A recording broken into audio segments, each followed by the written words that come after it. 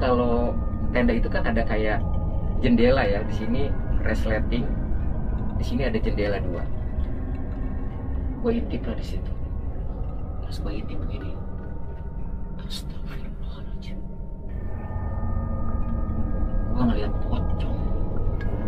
Yang gue lihat itu sosok perempuan berbaju putih, rambutnya panjang terurai ke sini, dan dia bawa payung kalau nggak salah begini ke sebelah kiri. Gua nabrak kaki yang tingginya ini kepala gua itu dengkulnya dia tuh.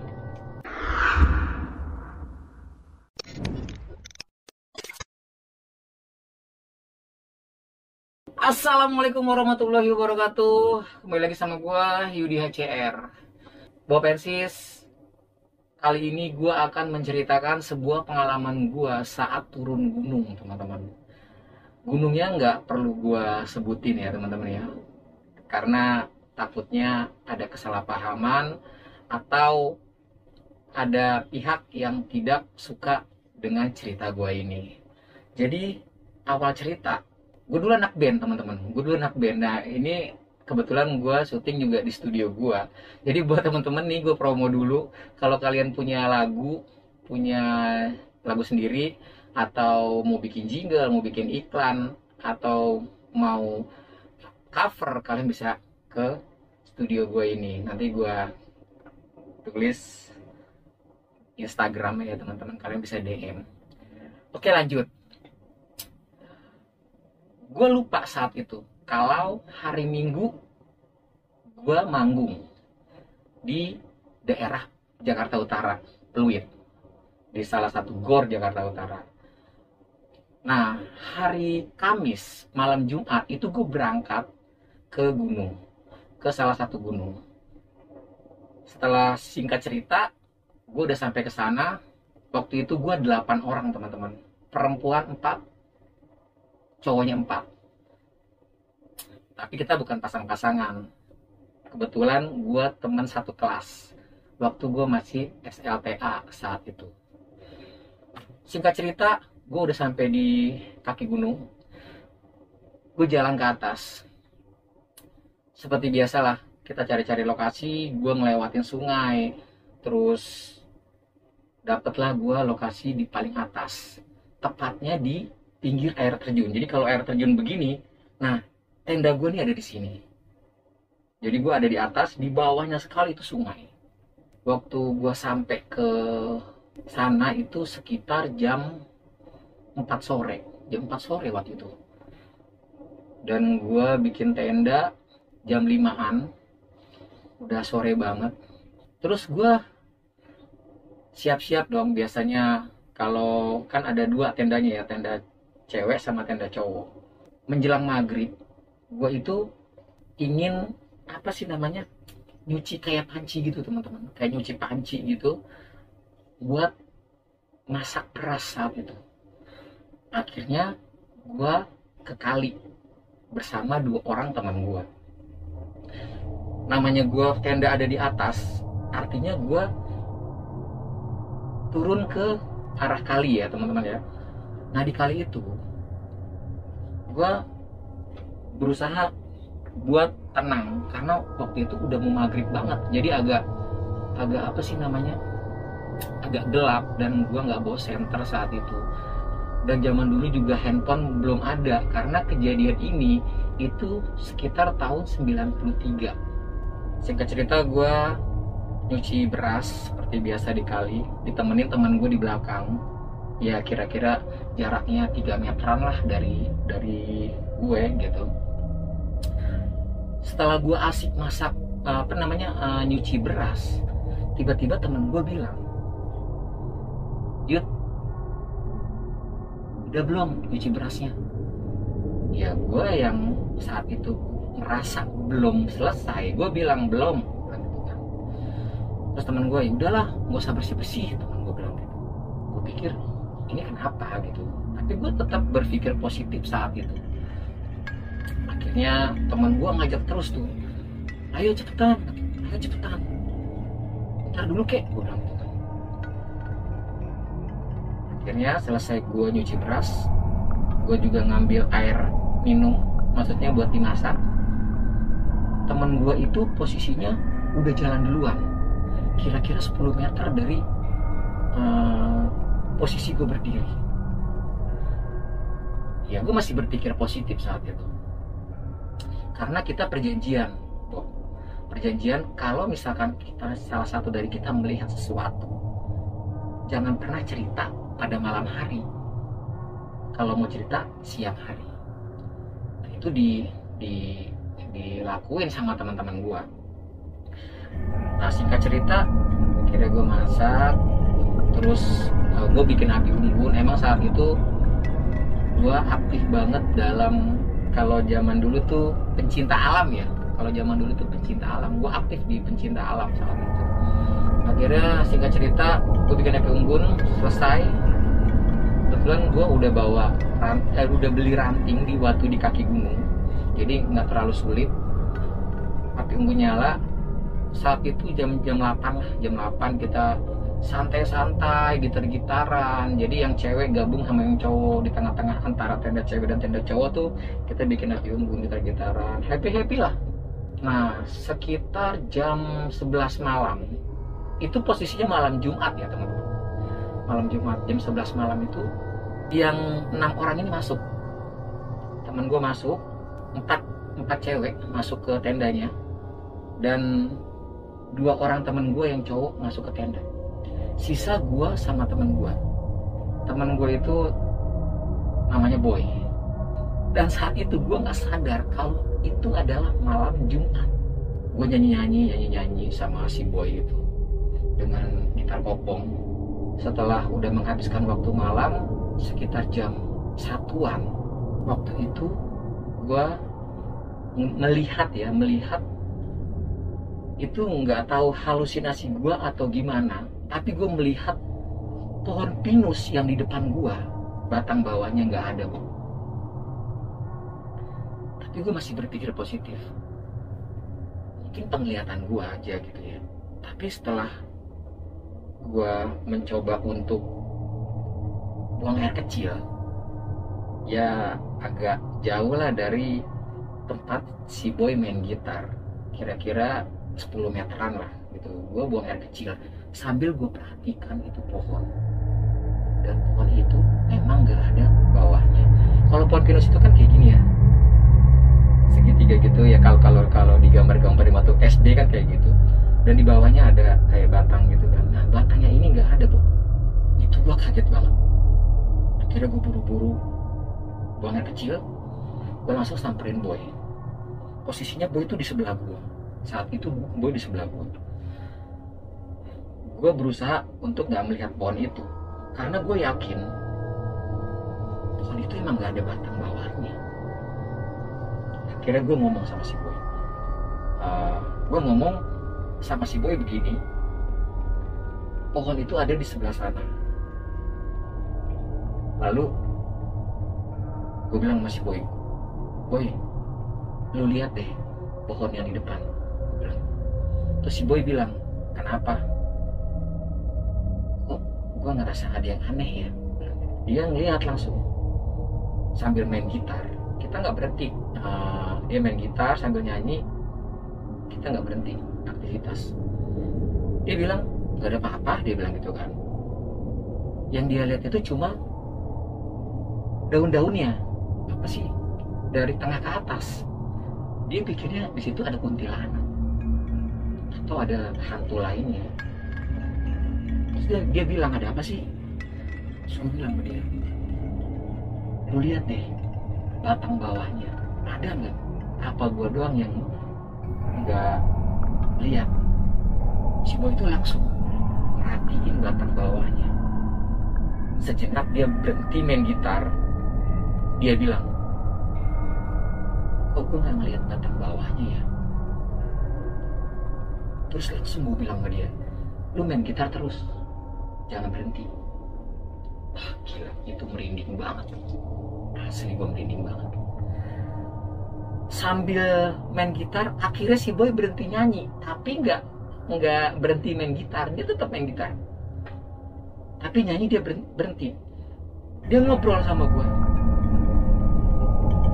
itu apa sih, gue nggak tahu, tapi itu kayaknya pohon.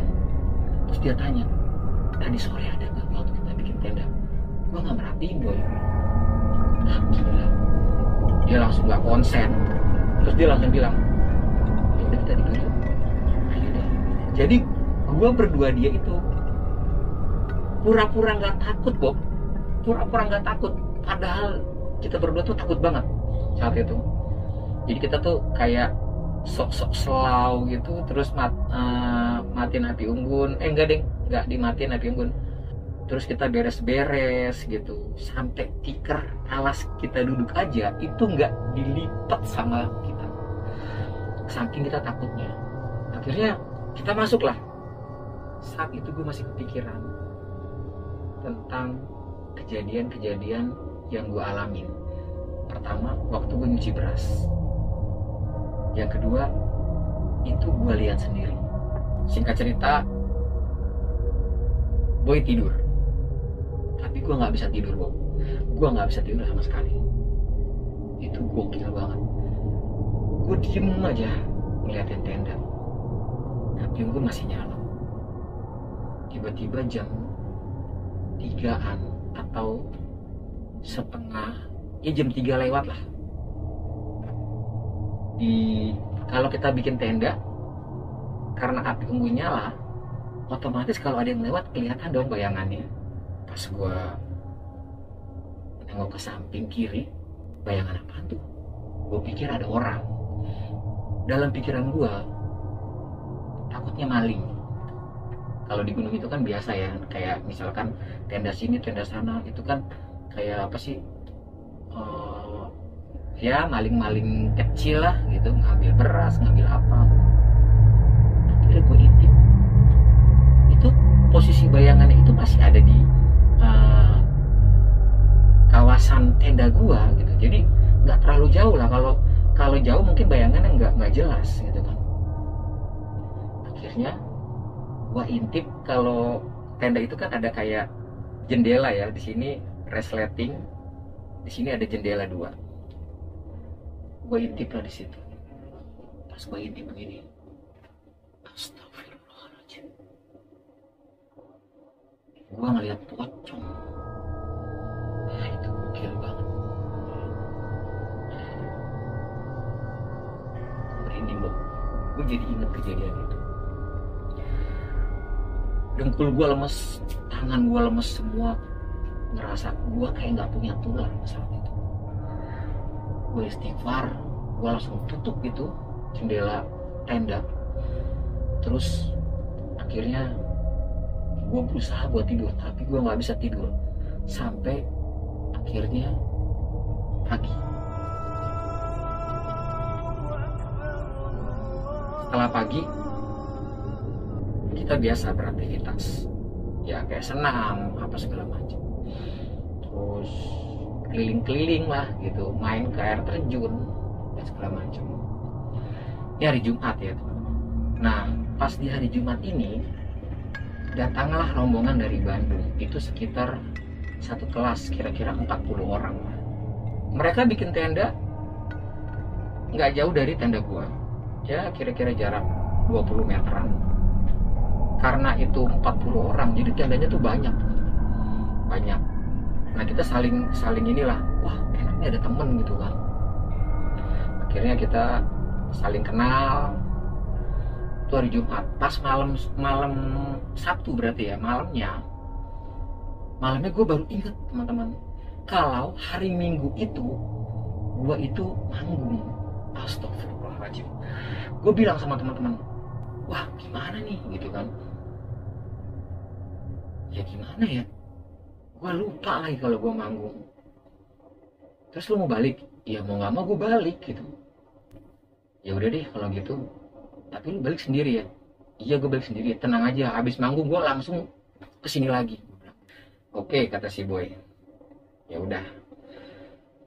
Malam Sabtu itu nggak terjadi apa-apa karena ramai, mungkin ramai ya teman-teman ya, nggak terjadi apa-apa, aman. Nah setelah pagi, gue bilang sama anak-anak, gimana nih, gue mau manggung nih besok, gue bilang gitu. Kalau gue berangkat pulang besok, takutnya nggak keburu, gue harus latihan gitu malam minggunya. Ya udah deh, tapi jangan sekarang ya, sore gitu. Oke deh, sore. Singkat cerita udah sore nih teman-teman, sekitar jam setengah lima ya, setengah lima, pokoknya jam 5 kurang saat itu. Gue pikir kan turun ke gunung itu nggak terlalu jauh gitu kan, karena waktu naiknya pun gue ngerasa kayak sebentar, mungkin karena rame-rame ya. Nah gue turun gunung itu jam 5 kurang lah gitu. Gue pikir sebelum jam 6 gue udah nyampe bawah nih. Oke, akhirnya gue pamit jam 5, gue turun sambil teman-teman gue bilang, jangan lupa lu habis manggung langsung kesini. Iya, gue bilang gitu kan. Nah singkat cerita, gue jalan lah. Jalanannya itu berbatuan teman-teman. Yang namanya gunung kan jalanannya bukan aspal ya, kayak batu-batu, apa sih namanya sih, karang-karang, terus kayak batu-batu kapur gitu, batu-batu kali lah gitu. Agak luas sih, kayak muat satu mobil lebih dikit. Akhirnya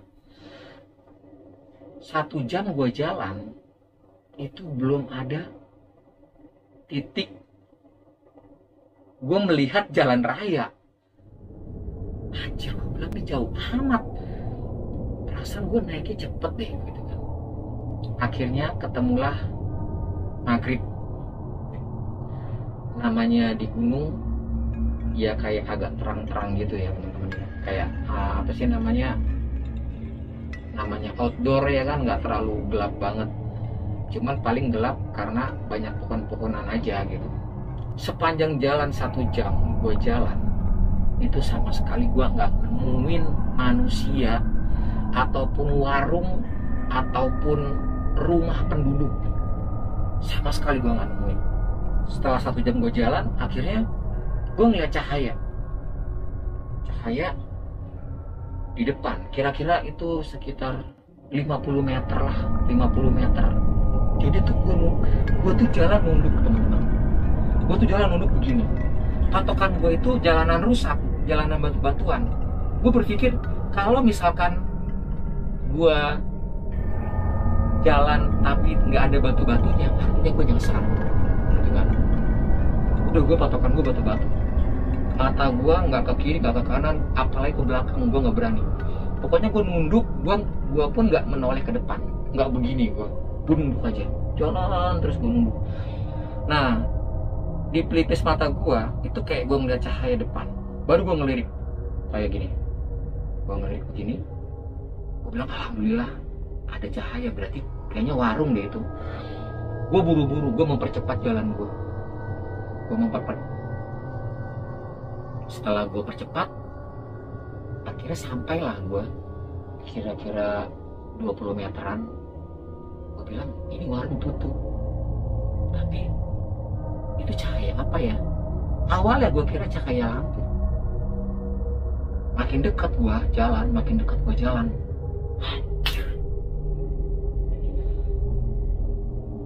yang gue lihat itu sosok perempuan berbaju putih, rambutnya panjang terurai ke sini, dan dia bawa payung kalau nggak salah begini ke sebelah kiri. Astagfirullahaladzim. Gue langsung, jadi posisinya gini, ini warung, ini gue, dan jalanannya itu belok begini nih, kayak letter S ya gitu tuh. Jadi jalan begini, ke sini. Gua langsung nggak mau nengok. Di otak gua masuk akal nggak sih kalau ada perempuan bawa payung pula di depan warung lagi duduk? Anjir, merinding banget. gue belok, gue nggak menoleh sedikit pun ke belakang saat gue belok. Pokoknya patokan gue jalan aja udah. Nah jalanannya kan gini teman-teman, langsung ke dari belok kiri langsung belok kanan. Belokan ini ke sini tuh kira-kira 10 meteran lah, nggak terlalu jauh. Di saat gue belok ke kiri, gue sedikit penasaran. Gue ngeliat dengan mata kiri gue, ya kayak ngelirik dikit lah. Perempuan itu udah nggak ada. Gue takut banget. Gue langsung jalan cepat tuh, jalan cepat. Sampai akhirnya gue nabrak sesuatu. Kalian mau tahu gue nabrak apa? Gue nabrak kaki. Gue nabrak kaki yang tingginya ini kepala gue itu dengkulnya dia tuh. Jadi dengkulnya dia itu pas di kepala gue. Jadi pas gue lihat begini berbulu. Ya nggak lebat kayak bulu manusia biasa. Refleks gue langsung melihat ke atas. Jadi sosok itu bawa senjata. Dia celananya pendek, kayak celana 3/4 ya, apa sih celana pendek gitu, kayak celana tentara pendek zaman dulu. Baju tentara, gue nggak ngeliat warnanya, tapi dia bawa senapan, pakai helm kayak tentara gitu. Ngeliat begini, dan konyolnya gue saat itu, gue nggak berpikir kalau itu hantu. Terus gue langsung bilang sama dia, maaf bang, saya lagi buru-buru. Lu tau nggak? Dia langsung begini nih, ngeliatin gue begini. Anjay, gokil banget ya. Gue langsung fokus lurus. Akhirnya setengah jam setelah itu, gue kan buru-buru langsung ya, gue buru-buru. Gue lurus jalan terus. Ini gue udah keringetan. Ini udah kayak keringet jagung, segede-gede biji jagung. Kalau kata orang mah keringet jagung.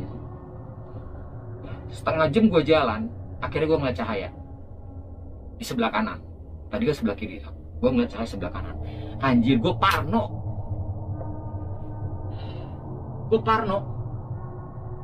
Gue mikirnya jangan-jangan kayak tadi lagi. Gue jalan, gue agak was-was sambil gue baca-baca terus. Gue fokus ke depan. Akhirnya sampailah gue di warung itu. Sebelum gue sampai di warung itu, gue tuh sempet parno juga dengan kejadian yang sebelumnya gue alamin. Akhirnya gue lihat dulu dari jauh, wah bener tuh warung. Bener, warungnya agak gede sih. Ya kira-kira lebarnya tuh 5 meteran lah gitu. Gubuk, kayak gubuk rumah panggung gitu. Gue langsung ngedeketin warung. Yang gue beli pertama kali apa? Lilin. Lu tau gak sih, tahun 1993 lilin itu harganya masih 200 perak. 200 perak kira-kira, 200 apa 150 perak gitu. Tapi ibu-ibu itu jual lilin itu 2000. Gua nggak pakai tanya, gue beli. Jadi posisinya nih apa sih, tinggi warungnya itu sedada gua gitu, sedada gua. Pas gua lagi transaksi sama si ibu itu, gue nengok ke belakang karena gue nengok ke kanan karena gue ngerasa kayak ada sesuatu di kanan gue. Namanya posisi gue parno, jadi gue gimana ya, jadi apa-apa gue parno gitu. Pas gue lagi begini, gue lihat ke kanan, astagfirullahaladzim. Lo tau apa yang gue lihat? Orang cebol. Jadi kepalanya dia itu sepinggang gua, dan mukanya itu serem banget, hitam. Rambutnya itu kayak apa sih, gimbal, sepinggang, rambutnya sepinggang. Kalau kalian pernah lihat Slash, gitarisnya GNR? Nah kayak gitu rambutnya. Shock gak sih? Wah gila, gue langsung lemes. Itu orang cebol ngeliatin gue begini. Kenapa bang? Ya gue langsung refleks dong. Oh nggak apa-apa bang, nggak apa-apa.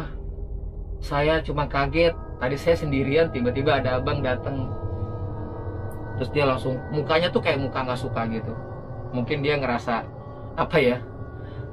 Kayak ngerasa dihina apa gimana. Gue ya nggak bermaksud buat menghina sih sebenarnya. Cuman kalau kalian ada di situ mungkin kalian bakalan kaget banget. Akhirnya gue langsung buru-buru. Orang itu masih ngeliatin gue jalan terus setengah jam, gue baru nyampe ke jalan raya. Dan yang anehnya, setengah jam gue jalan dari warung itu ke jalan raya dengan lilin kayak gini nih teman-teman. Ini lilin, gue begini. Itu lilin itu nggak mati loh, nggak mati. Paling redup, terus nyala lagi gede, redup nyala lagi. Itu sampai gue ke jalan raya. Singkat cerita, sampailah gue di Jakarta. Sampai gue di Jakarta, gue manggung seperti biasa. Terus selesai itu jam 3 sore, gue langsung ke stasiun Bogor, stasiun kota. Gue langsung jalan tuh masih pakai baju panggung. Terus sampai gue di Bogor itu ternyata jam setengah 6. Gue nggak berani naik ke atas lagi.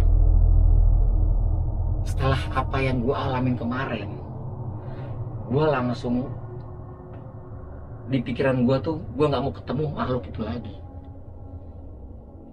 Akhirnya gue duduk di warung sebelum naik ke atas gunung. Gue ketemu anak-anak Tanjung Priuk saat itu. Dia kalau nggak salah 5 orang. Ada ceweknya 2, cowoknya 3. So akrab lah gue, so akrab.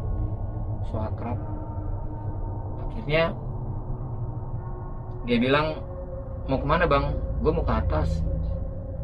Gue juga sama sih, cuman kayaknya kalau malam gini bahaya deh. Oh ya udah. Akhirnya mereka ngajak gue ke nginep di villa. Di villa itu gua kagetnya bukan main, sumpah.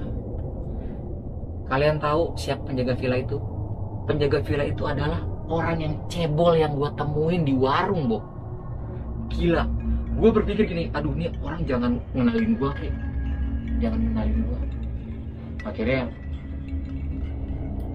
dia nggak ngenalin gua, aman sampai ketemu subuh. Jam setengah 6 mereka masih pada tidur. Gue pamit, gue naik ke atas. Sampai di atas itu udah subuh ya, udah terang ya, ibaratnya udah terang lah. 7 orang udah nggak ada. Gue pikir pindah tempat gitu, pindah lokasi. Gue tanya dong sama anak-anak Bandung yang awalnya gue ketemu, karena udah kenal kan. Gue bilang namanya waktu itu Abo, pimpinannya namanya Abo. Gue tanya, Bo, teman-teman saya kemana ya? Gue bilang gitu dengan logat gue Sunda-Sundaan lah gitu kan. Padahal gue nggak bisa gitu bahasa Sunda. Wah iya saya lupa katanya gitu. Kemarin teh teman-teman kamu tuh titip pesan kalau mereka pulang duluan. Ah gila gak sih? Gue capek-capek habis manggung, gue jalan. Gue sempat nginep juga, ketemu orang cebol yang tadi. Tiba-tiba sampai gunung lagi. Gue udah nanjak naik. Temen gue gak ada yang 7 orang, Bob. Gokil gak? Gue bilang, kok lu pada begini sama gue gitu kan. Akhirnya apa? Waktu itu gue kehabisan ongkos. Karena gue pikir kan uang gue masih dipegang sama teman-teman gue gitu kan. Jadi gue pulang nyantai. Dulu kan kalau mau naik gunung itu kayak patungan gitu kan, buat makan, buat pergi pulang. Akhirnya gue disarankan sama anak-anak Bandung, gimana Yud kalau kamu ikut ke Bandung aja sama kita. Aja. Akhirnya tau nggak Bob, gue ke Bandung. Wah, itu pengalaman yang paling horor banget menurut gue. Dan yang paling horornya sih sebenarnya di saat gue ketemu makhluk itu berturut-turut 3 kali gue dikagetin, jantung gue udah mau copot. Itu gokil banget. Oke, buat teman-teman semua, thank you sudah mendengarkan cerita gue, pengalaman tentang gue turun gunung.